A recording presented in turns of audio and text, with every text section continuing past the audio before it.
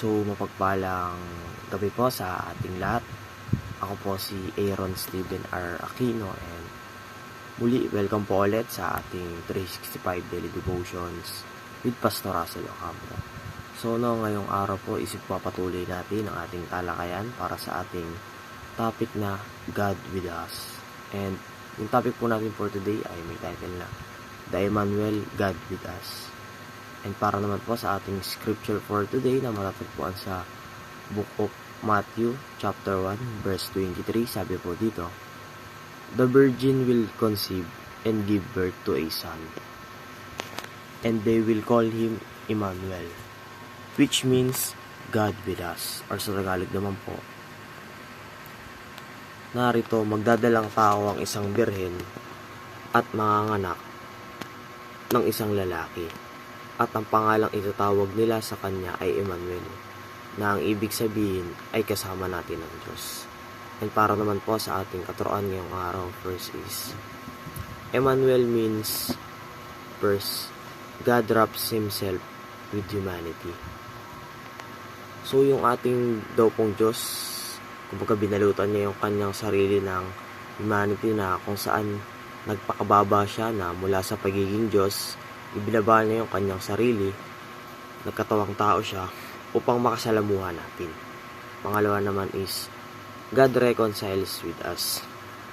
So, although tayo na ngayon nakagawa ng kasalanan sa Diyos, nagkasala na nga tayo sa Kanya, still, nagawa pa rin makapagbati sa atin ng Diyos through Jesus Christ. And lastly po sa ating katuroan ngayong araw is, God is present with us. So, nasa atin po ang presensya ng Diyos sa pamamagitan ng Santong Espiritu na nasa atin. Kaya po, nararamdaman natin yung presensya ng ating Panginoong Diyos. And, para naman po sa ating application ngayong araw, first is, treasure Jesus as the most precious gift.